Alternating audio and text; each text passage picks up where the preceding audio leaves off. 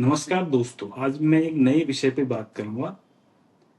इसका टॉपिक मैंने बनाया है झूठ जो सच है।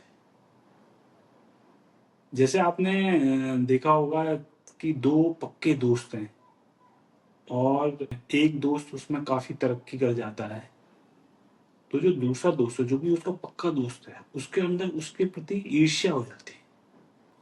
ये तो बात मैं पक्के दोस्तों की कर रहा हूँ। जो लोग पक्के दोस्त नहीं हैं, जिनका आपस में कोई संपर्क नहीं है, उनकी तो फिर बात ही क्या करनी। जब पक्के दोस्तों में ही ईर्ष्या हो जाती है तो उनकी तो बात ही क्या करनी, जो आपस में संपर्क में ही नहीं है, जो सिर्फ एक दूसरे से हाय हेलो करते हैं। जब मैं और मेरा दोस्त एक जैसा था तो हम आत्मिक रूप से एक जैसे थे, और जब मेरा दोस्त उन्नति को प्राप्त किया या प्रगति को प्राप्त किया तो हम सोचते हैं कि वो दोस्त आगे बढ़ गया और हम पीछे रह गए, लेकिन ऐसा नहीं है।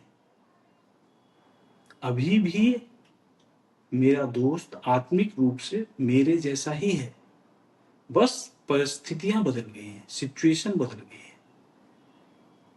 जो ये सिचुएशन है ये ही बदलती है, हम नहीं बदलते, हम वैसे ही होते हैं। लेकिन हम परिस्थितियों की तरफ को ज्यादा देखते हैं, आत्मिक रूप से अपने दोस्त की तरफ नहीं देखते।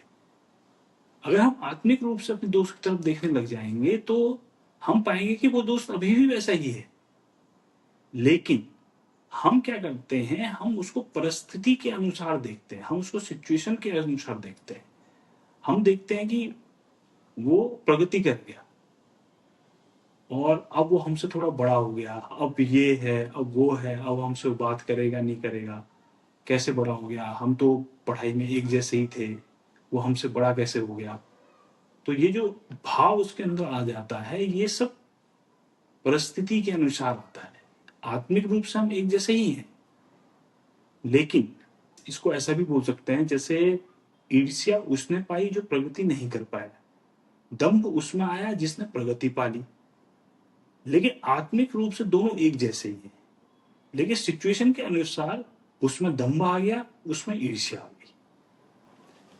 जितना मैंने अध्ययन किया है, अब मैं इसको आपको सच और झूठ के माध्यम से बताता हूं। मैंने जो समझा है, तीन अलग अलग तरह की परिस्थितियां होती हैं।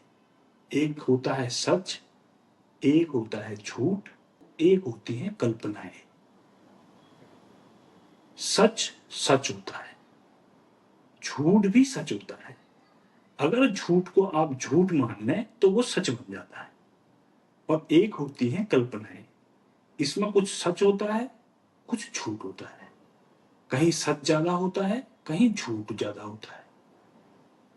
कहीं कल्पनाओं में सच से शुरुआत होती है, झूठ में अंत होता है। कहीं कल्पनाओं में झूठ से शुरुआत होती है, सच में अंत होता है। लेकिन कल्पनाएं सच और झूठ का एक मिश्रण होती है। और ईर्ष्या, द्वेष और दम इन्हीं कल्पनाओं में ही होता है। सच में या झूठ में ईर्ष्या और द्वेष और दंभ नहीं होता है, क्योंकि सच और झूठ वास्तव में सच ही होते हैं। सच तो सच हुआ, झूठ को अगर आपने झूठ मान लिया तो वो भी सच है।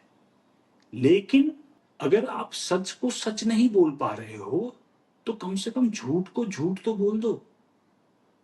अगर आपने झूठ को झूठ बोल दिया तो वो भी सच बन गया।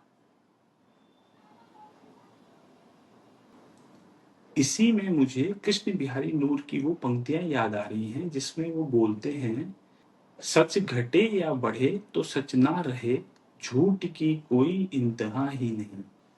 इसीलिए मैंने आपसे कहा कि अगर सच को आप सच ना बोल पा रहे हैं तो झूठ को झूठ बोल दें, वो भी सच ही हो जाता है।